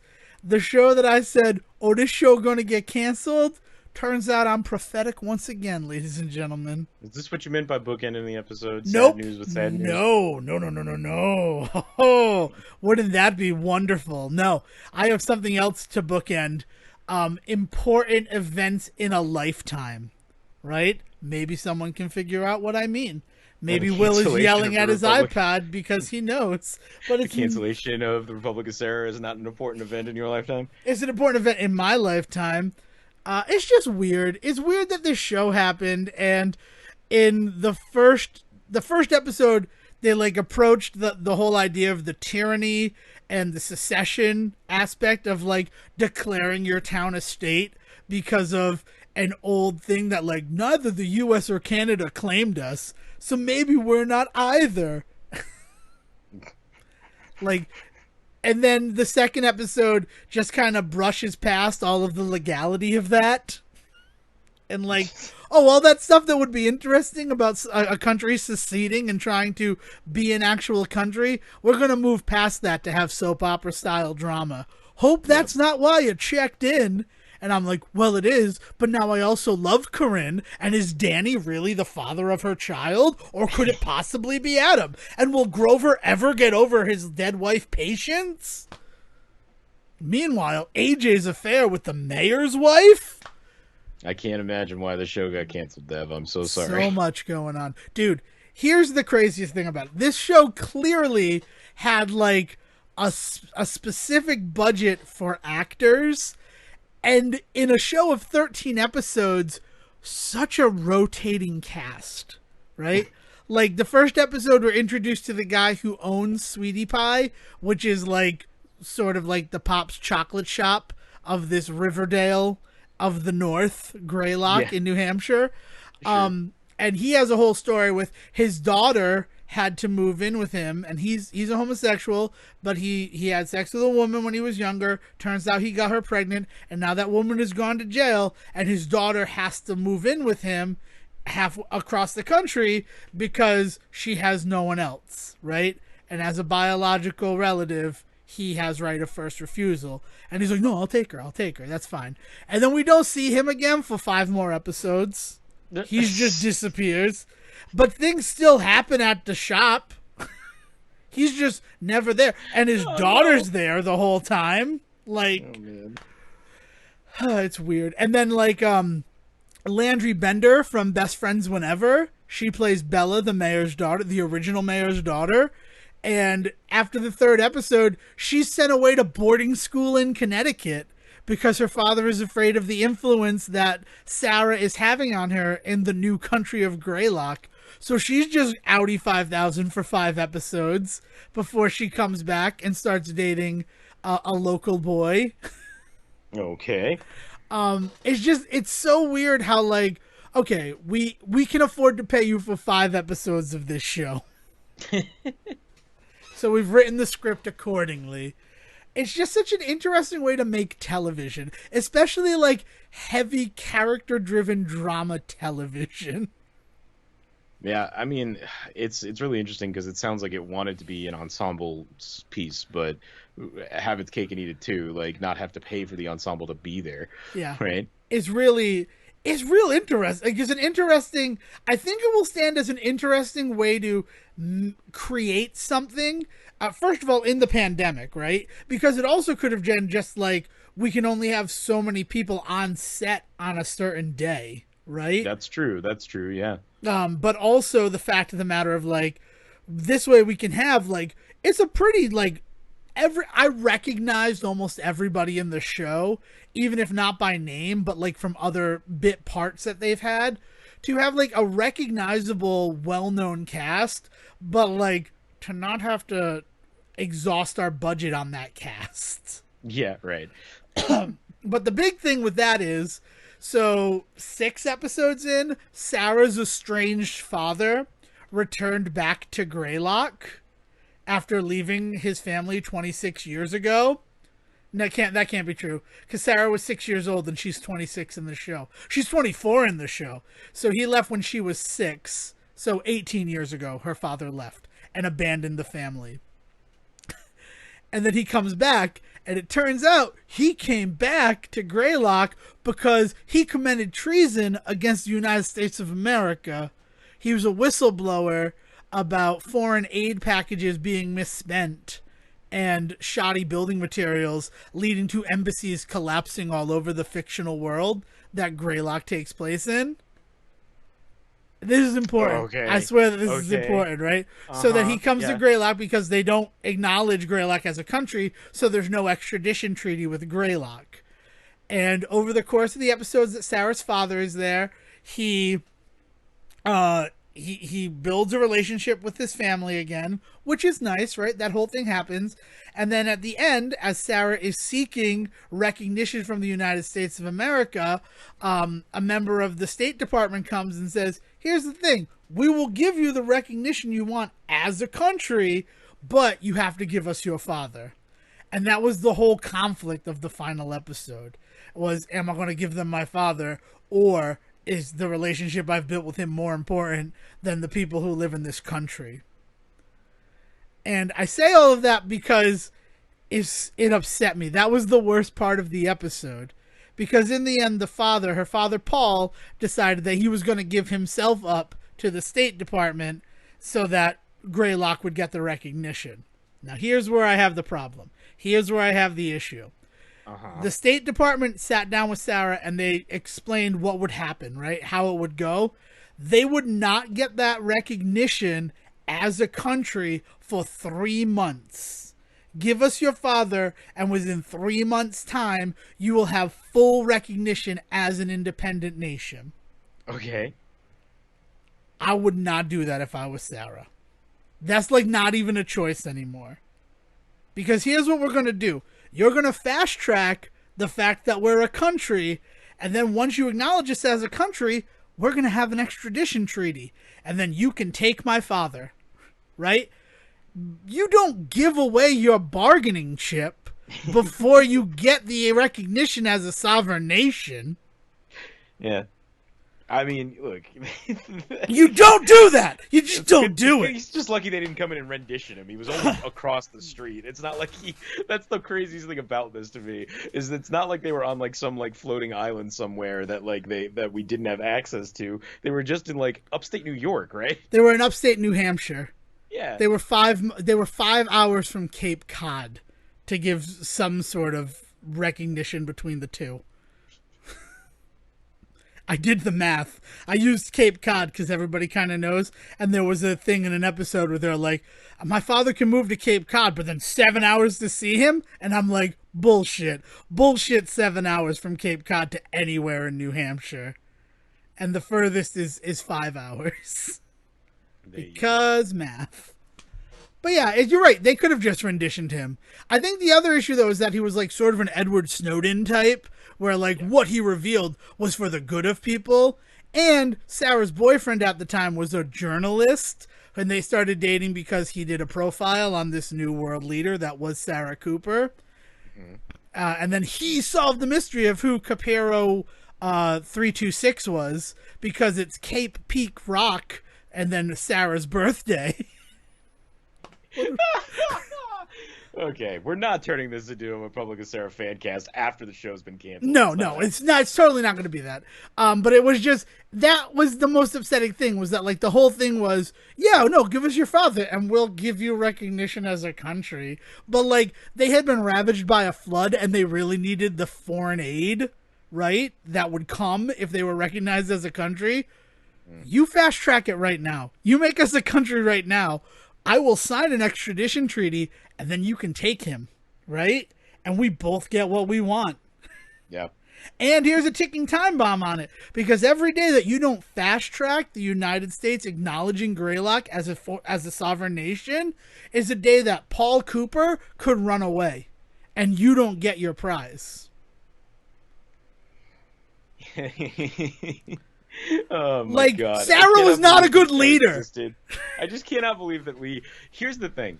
This is the kind of show that if we were talking about it being a thing that was on the air 30 years ago, like, I'd be like, yeah, of course, TV was fucking buck wild in the 80s. But this just happened, like, this year. This year. That happened this year. Makes no sense to me. I love it, like, in spite of myself. Spoilers, because you're never going to watch it, right? If you're sitting there listening and you're thinking, I might check this show. You're not going to watch. It's not available anywhere. It will never be available anywhere. And it's disappointing. It's going to go away. Danny was the father of Corinne's son, Josh. That was the fact. Okay. And that was a big thing where, like, she went to Sarah and she's like, I used your email to do this DNA test. You just need to tell me when the results come. And then she's like, all right, the results are here. You should come over. And she's like, just tell me. And I need it so badly to be Adam, but I just need to know the truth. So then Sarah decided to lie and say that Adam was the kid's father. Like, that's not your choice, Sarah. That's not your choice. It's not your responsibility. That's just life, man. Man. The end of the 10th episode of The Republic of Sarah is perfect television. I've said it a million times, not on the show. Perfect television. If you seek out one episode of TV, perfect television. It starts with a concept, it ends with that same concept. It's perfect television. Which brings me to what might make this a perfect podcast episode. I watched a movie this weekend, Jim. Okay. I watched a movie that I feel like every other person in the world but me had watched before. World Trade Center with Nicolas Cage. No, I watched that movie back when I was on a Michael Pena kick in 2013. I love Michael Pena. He's in so many great movies, including World Trade Center. No. I'm going to give you some clues about this movie, all right? And let's see if you can figure out what it is. Let's do it. I love quizzes, as everybody that listens to the show knows. Is based on a novel. Okay. which Yeah, is not nothing. that means nothing. Go ahead. It stars a famous Tom. Wait. Is it? Hold on. Tom. What's his name? I don't know. Do you want another Oh one? no. Okay, keep going. It won Best Picture in 1995. Oh, is it Forrest Gump? Is Forrest Gump? That was kind of a big giveaway, the fact that it won Best Picture in '95. But for some people, well, that was actually also kind of a jab at Jeopardy, because they once had as their final Jeopardy thing Best Picture winners, and the answer was this film won Best Picture in 2012. And so everybody wrote down Argo because that was the 2012 Best Picture winner, but they were looking for 12 Years a Slave. Because it was in 2012. Because it was awarded it in 2012. And, like, everybody was like, they should replay that one. It wasn't fair. It was poorly written. And then I'm sitting there like, well, I said 12 Years a Slave. I knew what they were asking. Like, and I'm not on Jeopardy. So do you feel like you understand life better now, Devon? Now that you understand that it truly is just like a box of chocolates, you never quite know where you're going to get? Well, I mean, you want to talk about a guy whose lifetime had a lot of affected moments. Forrest Gump, he doesn't hold we don't hold a candle to what Forrest Gump lived through. Well, you know, the greatest generation, Devon, will never understand what they went through.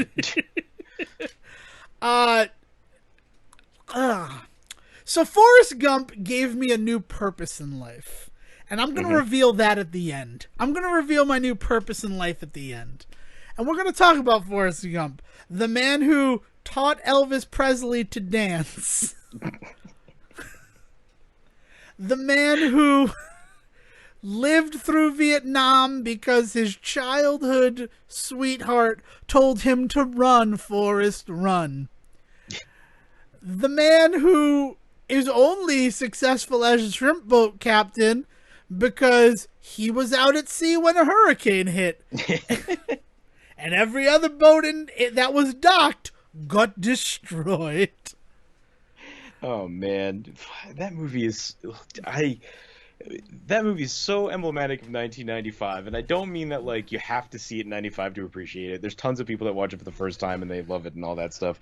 It's just to think about the insanity of saying I'm going to make a movie and I'm going to put Tom Hanks in it and he's going to play a troubled fellow, shall we say. And then on top of that, he's going to moon a president. What?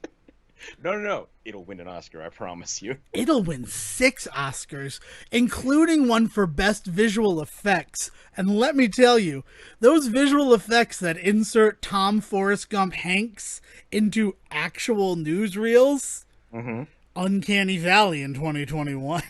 They weren't great then, man, either. Like, yeah, it's something. It's Zemeckis, right? It's a Zemeckis. It's a Robert Zemeckis film. So he loves being on that early edge of that technology, man. He's like, "Ooh, I got a new toy to play with," and everybody's like, "Maybe you should finish putting the toy together first, Zemeckis." And he's like, "No, I'm playing with it now." Yeah, it's a movie. So 94, it comes out in 94. It wins in 95, just to make sure that I don't want to get into a fight about when movies came out on this podcast. Don't add us. We know. But Sejan's not wrong, because a lot of people, I don't think they saw Forrest Gump in theater. I feel like it was a movie that people saw after the fact. I mean, I wouldn't have because I was too young and I couldn't tell you, but my parents were very big on the movie rental. Like, we heard this was good, so we should rent it type family for sure. Well, I mean, my father is totally, it's nominated for Best Picture, we need to see it. So, like, that's what he would go out and get Forrest Gump. But a friend of ours had given my father a tape of the Forrest Gump soundtrack. Oh, man. So, like, he was familiar with that. It's a good soundtrack. It's a good soundtrack. I will not deny the soundtrack. But what we will talk about is that an hour and 52 minutes into the film, Forrest Gump figures he wants to run. And he proceeds to run for 3 years, 2 months, 16 days, 16 weeks, No, so 16 days and 14 days and 16 hours. I've practiced this so many times. It was that me saying those numbers 3, 2, 14, 16, and I messed it up on the day, right? That's why you should never rehearse, people. That's why you should never rehearse. But he runs for 3 hours, 2 months, 14 days, and 16 hours. And literally, I don't know why. It's so that Haley Joel Osment can grow up, right? Yeah, I mean, like, the thing, okay, so the thing about Forrest Gump that we all have to come to terms with is that he is a folk hero, right? Like, he is a folk tale. It's like talking about, like, John Henry or like Wild Bill Hickok or whatever. What Zemeckis does in that movie and what the novel does before that and all that is it creates a character that represents more than any one human could possibly represent, right? So in that, he does a lot of crazy shit. It's like talking about like a Hercules, right? Or Oedipus or any of this of old Greek characters. Like, they weren't real people so much as they are an amalgamation of what humanity did and said at that time, right? Yeah. So, like, with that, yes, he runs for 3 years and so many odd days and months and blah, blah, blah. He crosses the country at least 4 times. Yeah. And it's just like, you cut all this running out. This movie is a tight 2 hours, Zemeckis. It's literally like the climax of the film. Like, it's been what his whole life has been leading to, is to him running to, like, figure himself out. And, like, you're just like, we didn't need this part. I don't know. They also feel like it's not like substantial. It lasts for like 15 minutes. Mm-hmm. Yeah. It's a weird movie, man. I'm with you. Weird movie. I just like, and I don't know. It's just, I don't know. But you're right. He's a folk hero, which really transitions nicely into my new purpose in life. This is a doozy, Siege, and I hope you're sitting down, right? Do you sit down when we record, or do you have a standing desk? Stand up, buck ass naked. I tell you this all the time whenever you ask, yeah. I know, it's just fun to hear. It's fun to have it confirmed every time. I starfish most of the time. Gross. T-pose. AFK T-pose. My new goal in life is to track down every single copy of the novel Forrest Gump. Why every copy? Not just to own a copy, but to own every copy. Why? And destroy them. So that future generations can be spared the fate of someone who is lost and looking for guidance in their life, stumbling across a copy of Forrest Gump and it inspiring a new religion. It is the type of story that religions are built and based upon. I mean, it literally is the type of story that people kill over. It's just Catcher in the Rye. Just, like, that's what it is. And we have seen a man murder another man over Catcher in the Rye. Yes. Right? I'm sick of the phonies.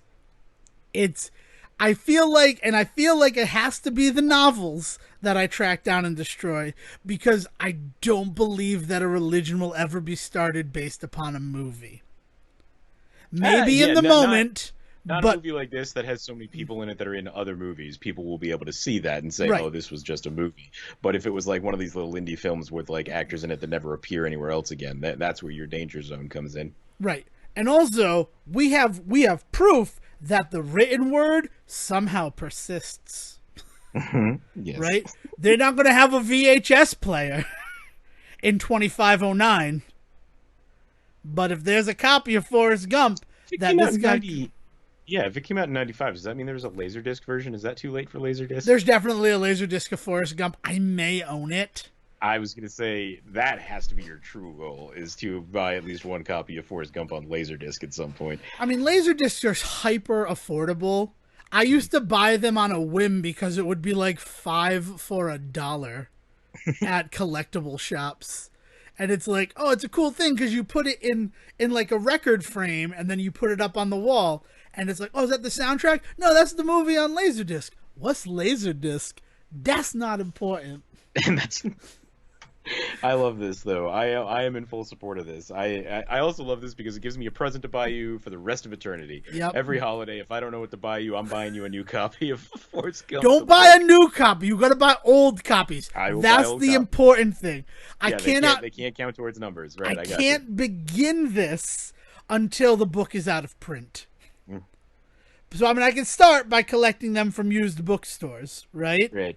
But that would be the true like major sin, is if we all bought you copies of the book, but they were all new copies. Somebody out there would be like, "Hey, Forrest Gump is selling again. Print a bunch more." Yeah, and then I've created a Sisyphean situation for myself. Exactly.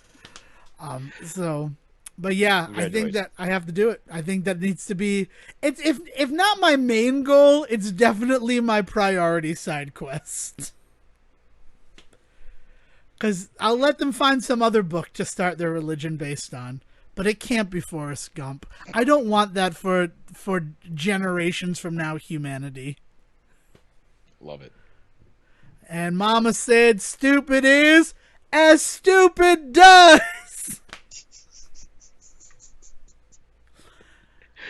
The Saint Bubba. And that's all I have to say about that. Okay. I think that's it. I can't do any more. I have more. I just don't want to, because I fear giving any credence to this becoming a religion someday. This is how the religion gets created, Dev. I know. We talk too much about it, and then we manifest it into the world. Suddenly there's an AV Club article like, people are starting a religion based on Forrest Gump. Here's what you need to know about it. Here's how you can get involved. Yeah. Oh, man. Yeah, it's just, that's the type of movie Forrest Gump is. If you're someone out there who's never seen Forrest Gump, and honestly, the reactions I've gotten from telling people I watched Forrest Gump for the first time, I might have been the last one who'd never seen the film, right? Who was alive when it came out. Because there are new people being born every day, right? Especially if you live in Texas. But... yeah. Hey-oh. Yeah, fuck that abortion. That's the joke to end on. Yeah, that is. I think that's where we go. Anything else to add before we walk away from that? From Forrest Gump? No, man. I have a hard time. It's one of those movies I have a hard time recommending to anybody. Like, I'm happy to hear that you watched it of your own accord, because I think at any point, if you had told me you hadn't seen it, I probably would have told you should have seen it. But I don't know if I could say that to everybody. It's one of those movies that we put on a pedestal when it came out, and in retrospect, I question a lot of our taste in the moment. Dude, there's an entire website dedicated to telling people it didn't deserve to win Best Picture. And that website is IMDb. Where Shawshank Redemption has been the #1 rated movie pretty much since IMDb started. Yeah, for sure. And if that's not them saying Shawshank Redemption probably should have won the Best Picture Oscar in 1995, I don't know what else is. You know what? Here's the thing I'm going to say. And I understand now that I've seen the movie why no one else remembers it. I must have seen it when I was very young on, like, cable. Because that scene where he drinks about 15 Dr. Peppers, I really gotta pee, to JFK, like, I have won so many trivias by what soda did Forrest Gump drink the first time he went to the White House. Doesn't he win like a ping pong competition in that movie too? He plays for the United States ping pong team. Right. Don't think it's the Olympic team, but it very well could be the Olympic team. Like, it could just be one of those situations where we can't call it the Olympics because the same reason we can't call it the Super Bowl. Right? Yeah. Yeah, he gets to go to China because he's real good at ping pong. fucking movie. Dev, what are we doing? I don't know. But Forrest Gump, that's the thing, is that when I'm sitting there watching the movie and I'm like, this is the man that a religion could start around, and I need to do whatever I can to stop that fate from happening. So watch it if you haven't watched it. Remember that it's Dr. Pepper. Let's even the trivia playground. If you have more fake sports that have been given legitimacy that you want to share with us, Siegen is currently compiling that database, and he is available on Twitter at Siege versus the World. And if you work for 3D Bioprinting Solutions, the actual Russian company that is actually trying to learn how to 3D print chicken for KFC, please get in touch with Devon at Devon D. Decker. All right. Please do. I'd like to know more. I'd like to know more. I don't really want to. The rumors are true now, Dev. Like, how friggin' crazy is it that the joke on the schoolyard when we were kids has come around to not only be full circle true, but also the preferred method? Well, I mean, the worst part about chickens is that when you cut their heads off, they keep running around until they run out of gas. Will, bring us home. Thank you for listening to the Say Report with your host Devon Decker and Siegen Serwick. Please follow the guys on Twitter and Facebook by searching for The Say Report, and you can always subscribe on your podcast channel so this is delivered straight to you and you can enjoy it every week. With apologies to your mother, we'll see you next time.